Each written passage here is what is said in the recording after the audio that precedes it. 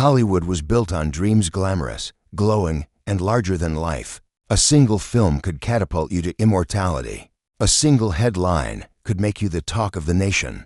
But in the shadows of the spotlight, another force quietly operates. One that doesn't scream, doesn't warn, doesn't explain. It erases. There are names once written in gold, faces that adorned every magazine cover, voices that echoed through movie theaters across the world. And then, one day, they were gone. No scandal, no official statement, no final bow, just gone. An actress hailed as the next Vivian Leigh vanishes after her last screen test. A child star adored by millions dies alone in a rented apartment, unrecognized by the very industry that once praised her. A rising heartthrob is quietly replaced in a major production, his footage cut, his name removed from the credits, and no one ever speaks of him again. Did they speak out when they weren't supposed to? Cross someone powerful? Or did they simply stop fitting the image the studio wanted to sell? These disappearances were no accidents. They were decisions calculated, brutal, and silent. Today, we dig up what Hollywood buried. 15 stars who were once the future of cinema, until the machine erased them completely, mercilessly, and without explanation. And the first name on this list might just be the one that haunts you the most. Moira Shearer. She was the flame-haired ballerina who lit up the screen in The Red Shoes, 1948, a film that became a cinematic landmark. Moira Shearer wasn't just a movie star, she was a phenomenon. Critics compared her to Audrey Hepburn with the discipline of Pavlova. Her ethereal presence, technical brilliance, and uncommon poise seemed to signal a new era of Hollywood stardom. And then she vanished. After The Red Shoes made her a household name, the offers flooded in. But Shearer turned them down again and again. When pressed, she claimed Hollywood was too false, too mechanical. She didn't want to be a puppet for producers.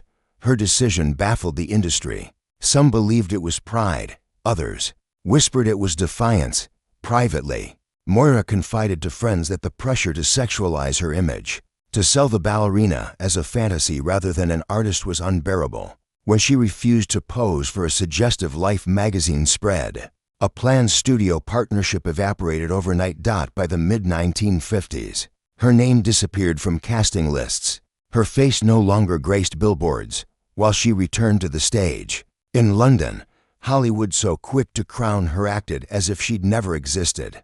Directors who once called her visionary refused to even mention her name in interviews. Shearer's talent never waned, but in an industry obsessed with control, she made the ultimate mistake. She walked away first. Peg Entwistle. In 1932, a young actress climbed to the top of the Hollywoodland sign. She paused at the letter H, looked out over the city that had promised her everything, and jumped. Her name was Peg Entwistle. She was just a forgot before her death. Peg had been a respected stage performer, praised on Broadway for her emotional depth and striking beauty. Hollywood took notice. RKO signed her to a multi-picture deal, but the transition to film wasn't kind. Her debut, 13 Women, was butchered in post-production, her role reduced to near invisibility. The studio dropped her without a second thought. Weeks later, her body was found at the base of the Hollywood sign. In her purse was a suicide note. "I'm afraid I'm a coward. I'm sorry for everything. If I had done this long ago, it would have saved a lot of pain." News of her death shocked the public but not the industry. Peg was quickly written off as a troubled girl who couldn't handle rejection. The film she died before seeing was quietly released with her name buried in the credits. There was no tribute, no apology. No one asked why a talented young woman felt so utterly erased. In the years that followed, rumors spread that her ghost haunted the sign, crying, waiting. But in truth, Peg Entwistle never needed to haunt Hollywood. Hollywood haunted her. Constance Smith. In the early 1950s, Constance Smith was a vision of elegance and danger, a raven-haired Irish actress with piercing eyes and a screen presence that demanded attention. She was 20th Century Fox's answer to Gene Tierney, cast in leading roles alongside legends like Alec Guinness and Stuart Granger. The studio believed she was their next great star, and for a brief moment, she was. But behind the radiant facade, Constance was unraveling. She battled with studio executives over creative control, refusing to be molded into the submissive starlet they demanded. Her independent streak, once praised as refreshing, quickly became labeled difficult. Rumors of alcohol abuse and unpredictable behavior spread through studio hallways. Like wildfire, roles dried up. Contracts were canceled. Then came the arrests, multiple charges for shoplifting and public disturbances. Tabloids pounced, painting her as a cautionary tale. But few bothered to ask why a woman once draped in couture gowns now wandered Sunset Boulevard, barefoot and confused. By the 1960s, Constance had all but disappeared. She was spotted occasionally living on the streets, sleeping in alleys, mumbling lines from old scripts. A former makeup artist once recalled finding her outside Musso and Frank Grill, still speaking in the regal cadence of a Hollywood lead, asking for coins with quiet dignity. She faded not with a scandal, but with silence. No obituary marked her final disappearance. No studio mourned her fall. Once billed as the next great face of cinema, Constance Smith became the face Hollywood refused to see. Barbara Payton, she was the blonde bombshell who seemed destined for immortality. With sultry eyes and a voice dipped in velvet, Barbara Payton burst onto the screen in the early 1950s. Like a comet, brilliant, brazen, and impossible to ignore. Critics compared her to Lana Turner. Studios saw a new Jean Harlow. She had the looks, the allure, and the raw magnetism that screamed stardom. But what Hollywood gives with one hand, it takes with the other, especially from women who break the rules. Barbara's downfall didn't begin with a scandal. It began with desire. She fell for actor Tom Neal while engaged to rising star Franca Tone. The triangle turned violent. Neal assaulted Tone in a jealous rage, putting him in a coma. The press had a field day, but instead of shielding Barbara, the studio dropped her. Overnight, she went from leading lady to tabloid punchline. Her attempts at a comeback were met with closed doors. Roles disappeared. Publicists stopped calling. She spiraled into alcoholism, was arrested for prostitution, and eventually ended up living in a series of dingy motels. A star who once made $10,000 a week died penniless at 39. Her body ravaged by liver failure. Her memory erased by the industry that once sold her face on every marquee. In her final years, she wrote an autobiography titled "I Am Not Ashamed," but Hollywood was, and so it made sure no one remembered her name. Frances Farmer ****. She had the talent of Betty Davis and the defiance of Katharine Hepburn, but no protection. Frances Farmer wasn't just a brilliant actress, she was a force of nature. In the late 1930s, she stunned audiences with performances that were raw, cerebral, and years ahead of her time. Hollywood didn't quite know what to do with her. She didn't play the game. She refused to smile on cue. She didn't hide her intellect or her contempt for the system, and Hollywood punished her for it. Studio executives labeled her volatile. When she declined a role she found demeaning, she was branded ungrateful. Her increasingly erratic public behavior, outbursts, disappearances, drunken confrontations gave the tabloids ammunition. But few knew she was battling undiagnosed mental illness, trapped in a machine that devoured non-compliance. In 1943, she was committed to a mental institution, stripped of her career, her autonomy, and her name. What happened inside those walls remains a subject of horror. Reports of forced medication, electroshock therapy, and even rumors of a lobotomy. Frances would later deny that final claim, but the damage was done. She spent nearly a decade in and out of hospitals. When she reemerged, she was no longer the same woman. Older, quieter, and carefully avoided by the same directors who once praised her genius. Her brief return to film and television in the 1950s was met with indifference. Hollywood had already moved on. Frances Farmer was one of the few stars brave enough to challenge the industry's cruelty out loud. So they didn't just silence her voice. They erased her mind.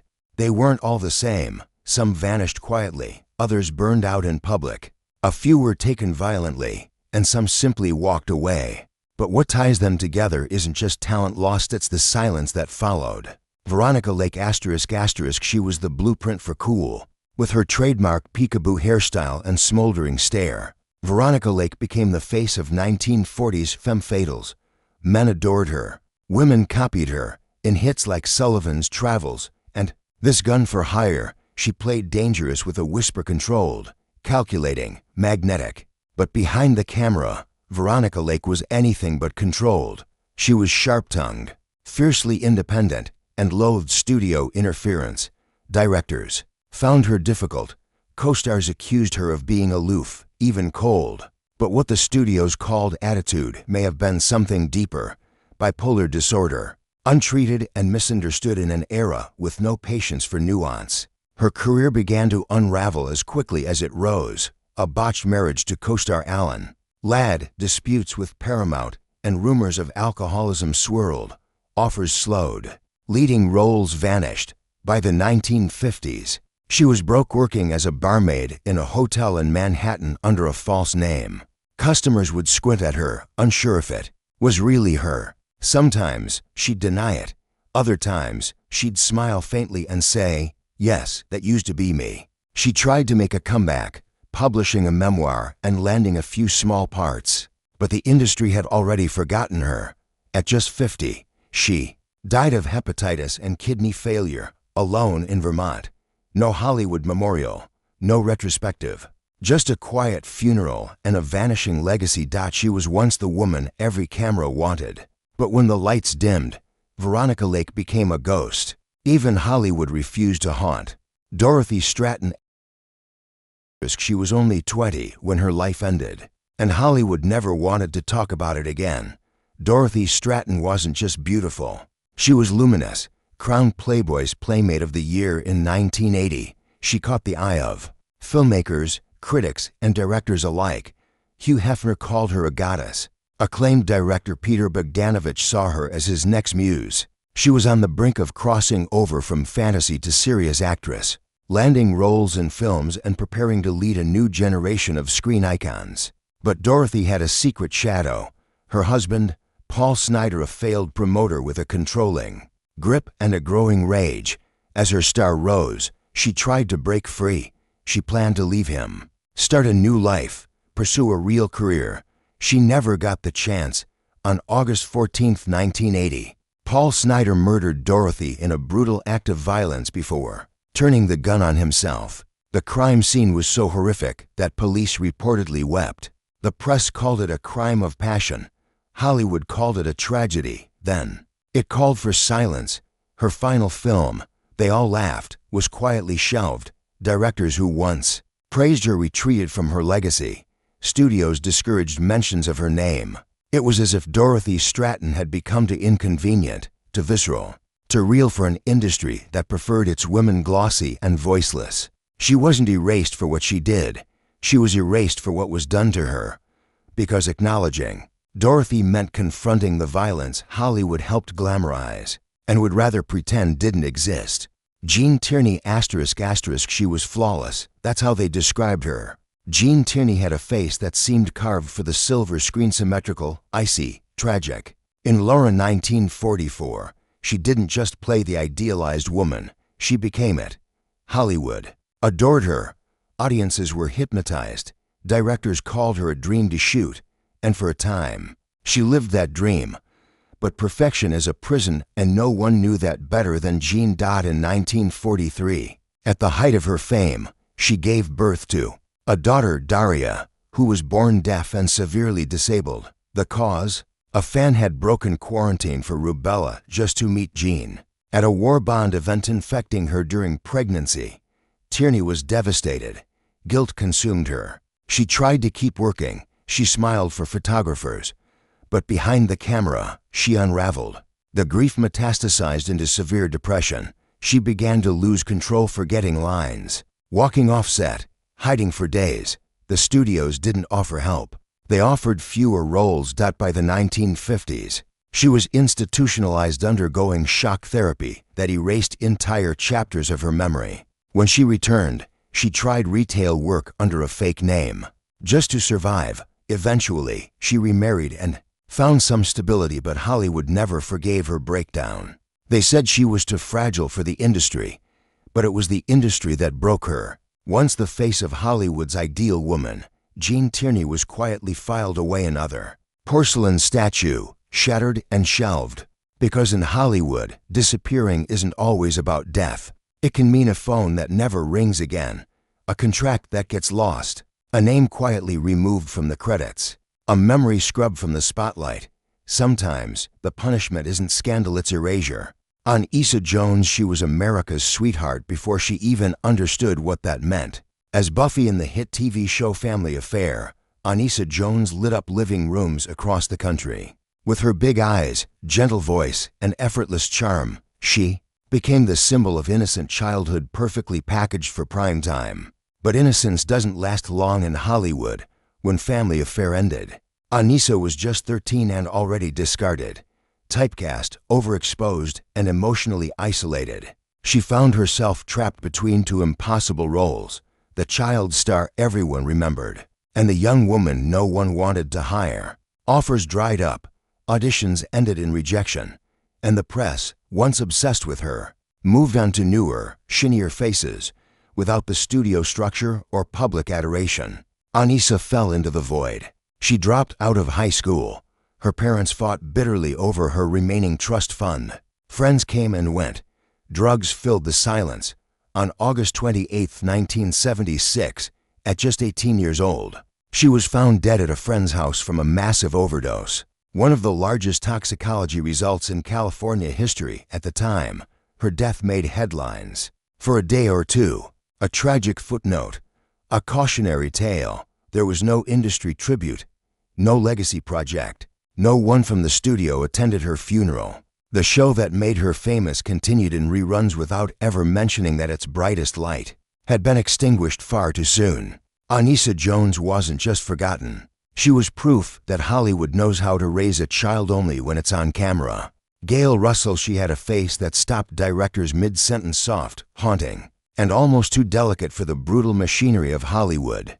Gail Russell was discovered in art school and thrust into stardom almost overnight. With films like The Uninvited, An Angel, and The Badman, she became the archetype of the ethereal ingenue, fragile, innocent, unforgettable. But Gail had a secret she couldn't outrun: paralyzing stage fright. She turned to alcohol just to make it through scenes. A sip became a crutch became an addiction. The more she drank, the more she trembled. And the more she trembled, the more she drank. The studio, for a time, covered for her, then grew tired when her drinking affected her work on set. They quietly cut ties. Paparazzi followed her spiral like vultures. Mugshots replaced movie posters. Tabloids called her washed up before she turned 30. She tried to stage a comeback in the late 1950s, even filming a few minor roles. But Hollywood had already moved on and didn't want to be reminded of her failure. In 1961, she was found dead in her small Los Angeles apartment. Empty vodka bottles surrounded her. The coroner listed liver damage and malnutrition. She was 36. There was no star-studded funeral, no studio statement. Gail Russell simply faded. She didn't die of a scandal. She died of silence, a silence Hollywood perfected. And when she stopped being perfect, they stopped calling her by name. They came with talent. They left with silence. Some were too proud, some too troubled. Others were simply in the wrong place at the wrong time.